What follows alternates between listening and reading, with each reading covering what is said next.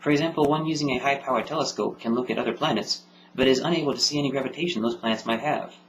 Nonetheless, one can conclude the presence of gravity by examining the behavior of other objects in relation to the planet, and from the fact that without gravity, the material which composes the planet would not have come together, nor would it have remained together unless acted upon by other forces, which would probably behave differently.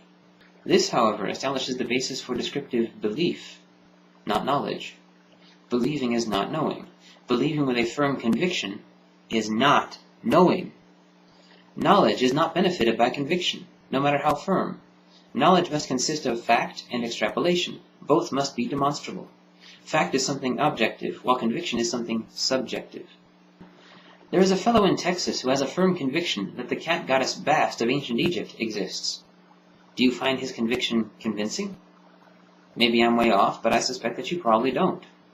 I suspect you probably don't find his conviction any more convincing than I do, even though he insists that she has manifested to him. Fact is demonstrable, and for a thing to be called knowledge, it must rest on fact, not conviction. When you say I have a firm conviction, you say that you believe very strongly, but you admit by this declaration that such is belief, not knowledge. If it were knowledge, you could demonstrate it. Knowledge is not benefited nor demonstrated by conviction. Therefore, by the very act of proclaiming strong conviction, you admit the absence of knowledge, the very definition of agnosticism.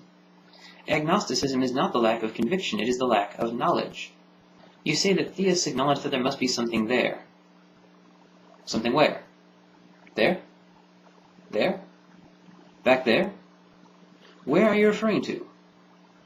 If my previous experience discussing with theists is any indication, you mean something beyond our senses and understanding, right? If I'm correct about this, it may surprise you, but I agree. There must be something. There is good grounds to conclude that there is something beyond our senses. It's highly probable that there are entire universes beyond our senses. But let's clarify here, you're not talking about just something, you're talking about something very specific, something intelligent. You're not talking about something, you're insisting that there must be a God. Why? I suppose because a God is something. Maybe there are leprechauns out there. They're something too. Maybe there are genies. Maybe there are aliens. Maybe there is a big magic turnip. Would you be willing to consider that? Is there any evidence of a big magic turnip? Of course not. It's beyond our senses. It's beyond what we are able to detect, measure, and speculate about.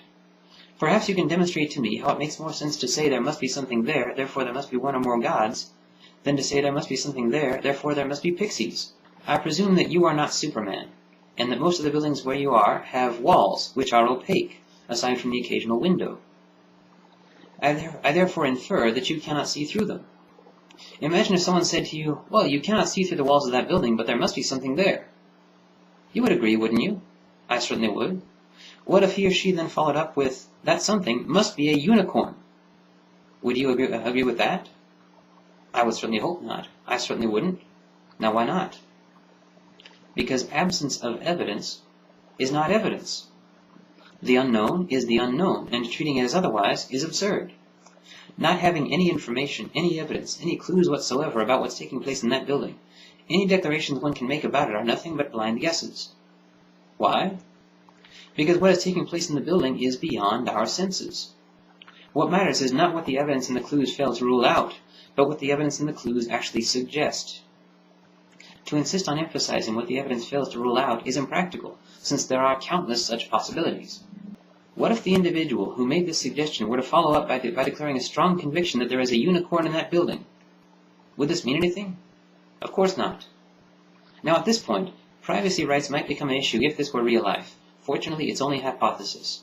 So if you were to watch the building in question for a while, you might see someone come into view in the window. At this point, you would be well-founded to conclude that there is at least one person in the building. If the building is public access, you could walk around inside it.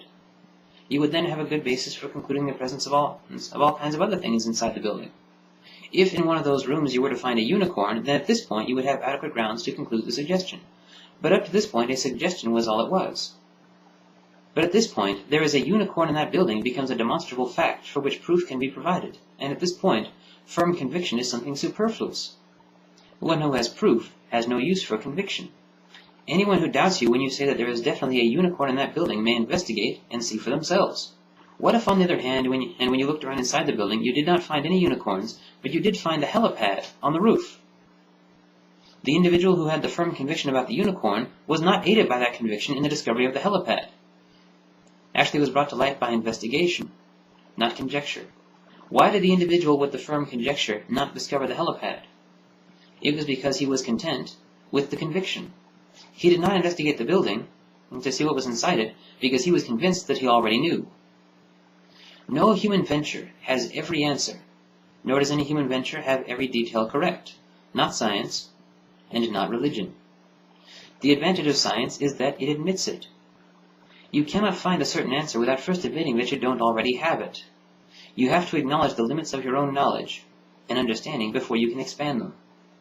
When you regard everything beyond our current understanding, lump it all together and rubber stamp it God, you either deny that it is beyond our current understanding, or you deny that it is something we stand any chance of ever understanding.